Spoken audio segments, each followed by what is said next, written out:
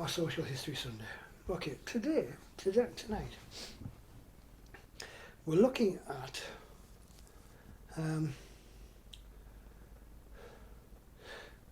tournaments. Now, tournaments within Europe were ubiquitous. They were incredibly popular. From about the 1050s onwards, tournaments became more and more popular and became a bigger and bigger draw for people from all ranks as spectator and participant events.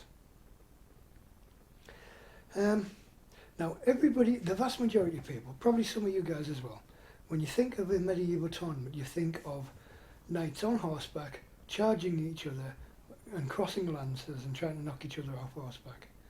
Now that is a genuine part of the tournament, but it doesn't really come into existence as a part of the tournament until the late 1400s, when armour had improved to such an extent to the level where you could take part in a joust and not get killed. Because if you think about it, up until armour became really heavily heavily reinforced, a knight at full charge with a lance could not only knock another knight off horseback, could quite easily kill them, punching a hole through armour. It wasn't until the technology of armour became such that you could build up layers of plate to almost an inch thick in places that you could actually take on a fully mounted knight and take a hit off them without being killed.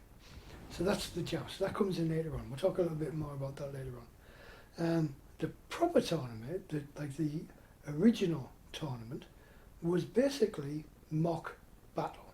It was mock warfare. Usually with a couple of hundred, but quite often with a couple of thousand combatants taking part in a huge area. And anybody could take part. Now this is where I keep saying that England's unique. It's not, in this situation, it's not unique, but it's a bit different. Now the tournaments in England, because of the way we structured our military, and because of the way our military worked, almost anybody was capable of taking part in a tournament as an individual and making a little bit of money. On the continent, not so much. You could theoretically, as a commoner, enter a tournament as a single stage tournament, theoretically. But if you managed to beat a nobleman, the chances are you'd have your head in your hands quite literally before the end of the day. It was severely frowned upon for a nobleman to actually beat, for a commoner to beat a nobleman. In England, if you were a commoner and you managed to beat a nobleman, you'd be the talk of the town. You would be celebrated and quite possibly raised in rank.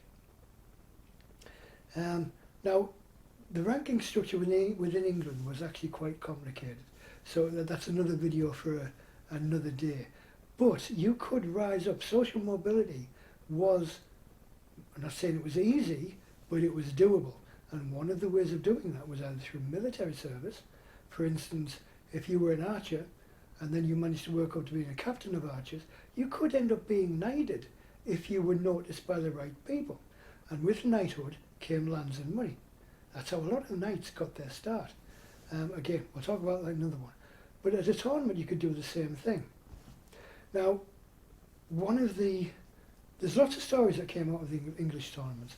One of the most famous of the tourney knights was William Marshall. He was born in 1140. He started his tournament career in 1160, I believe, thereabouts, and he tourneyed in and around England and France until 1180. So 20 years on the tournament scene, during which time he amassed quite a fortune. Now there's some interesting stories about William Marshall. Now, the first, we know for a fact that the first tournament he entered, which was in 1461 or something like that, was at a place called Pluy in France. Was it 1460? Yeah, 1460. Pluy in France. And he was practically penniless at that stage. He was one of the younger sons of a minor house of a minor nobility. So he had no choice really. He either went into the clergy because his older brother inherited the family lands. So he either went into the clergy, or he went into the military, or he became a tournament knight, and he chose to become a tournament knight. He could have went on crusade, but he became a tournament knight. And we know for a fact his first tournament was at Pluy in France. Now the story goes that he worked his way through. Most tournaments had 3 phases. The first phase was a single combat phase, whereby the main idea was that you as a young knight, it was mainly up to the young knights, could go and challenge anybody to single combat in the tournament. Now it's said that William Marshall went to the tournament and he challenged one of the more respected knights, and he won. And it's said that he went there practically penniless and came away from the tournament with a bag of 500 gold coins, already on his way to being rich. The second phase of the tournament was the melee, and basically that was foot combat, and it was a set number of combatants on each side, and it was quite tactical. And generally speaking, the format was 21 per side. And basically, if you had a retinue, a team, a tournament retinue, you would put a team of 21 and they would fight in a knockout competition against other teams of the same size. And the team who won the tournament. They won the melee. And again, quite a lot of money to be made. So that was phase 2. Phase 3 was the big money-making part of the event, and that was the grand melee. And that was basically, however many you had with you, however many you had in your retinue, that was how many you fielded on the day. Now, if you were a middle knight with a retinue of 40 or 50 people, men-at-arms, that's what you would put on the field. The problem was, if a king was taking part in that tournament, he might have a retinue of 500. So it became quite tactical, and this is where William Marshall became quite adept. He would put teams together of young knights with small retinues to build up a bigger retinue. So if you imagine you've got 10 young knights, young nobles, who've got a retinue of 10 each, and you put them all together, that's a 100 strong retinue. And you could take on most of the other average retinues and beat them, unless they ganged up on you. So there's quite a bit of money to be made by ransom. There was also money to be made by betting as well. A lot of betting went on. Now this is where the social side of it comes in, because anybody and everybody in the area, or from wherever they wanted to, could come along and watch the tourney, and they could bet on their favourite knights, and then quite a bit of money could be made. Now, in terms of social mobility within the tournament structure, on the continent it was a little bit harder to do, because generally speaking, a man-at-arms wasn't going to gain promotion in any way, shape or form, unless they did something spectacular, whether it was in a tournament or in military service or whatever. The chances are they were going to stay as a man-at-arms. However, England was a little bit different.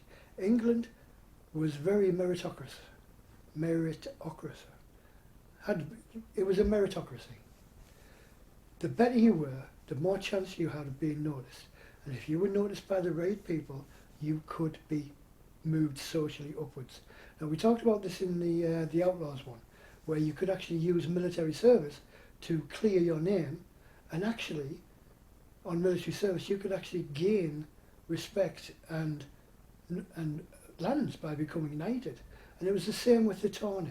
For instance, Now, during his time tourneying on the continent from 1160 to 1180, he amassed a small fortune, well, actually quite a large fortune, quite a sizable fortune, in fact.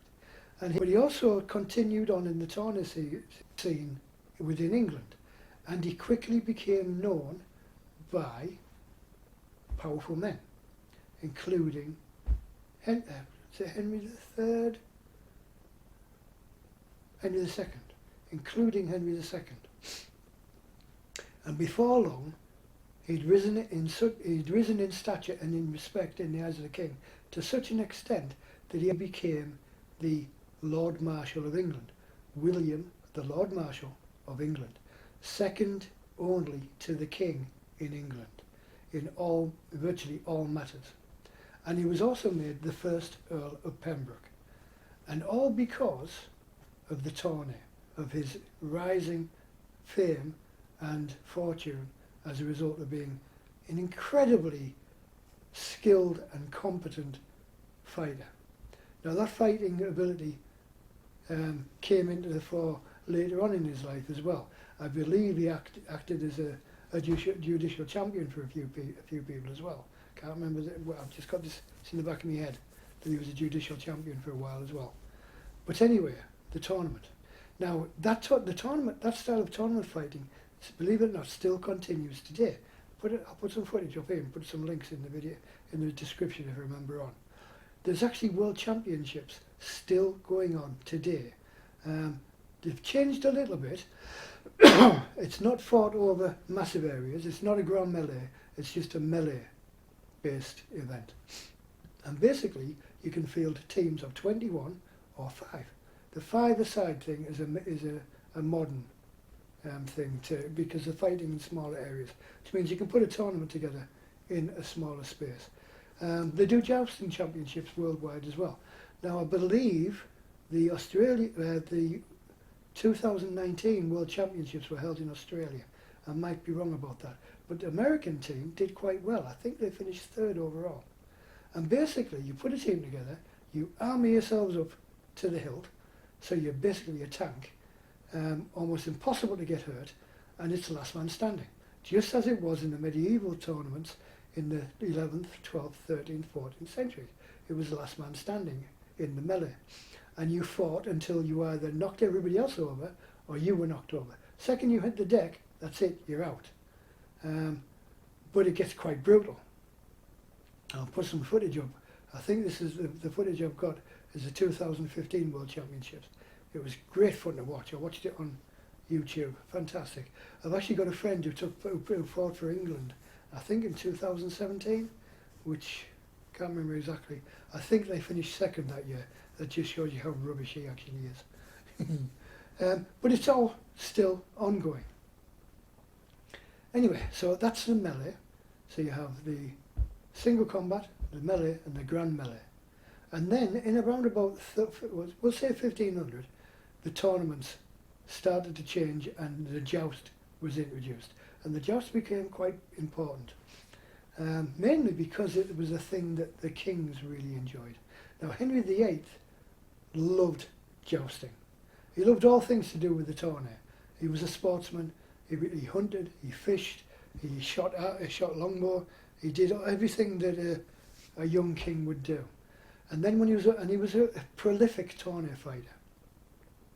However, I think it was when he was 34, 35, he took part in a tournament, and he was actually knocked from his horse, and he landed quite badly, and he was unconscious for nearly 24 hours. Now, everybody thinks of Henry as being this big, fat, middle-aged, belligerent, bad-tempered, paranoid old git. Before before this tournament, when he was 35, apparently he wasn't. He was the life and soul of the party. He was a thriving, virulent, energetic young man. After the tournament, he became belligerent, bellicose, miserable, paranoid, and this is when he started beheading people after the tournament when he was 35.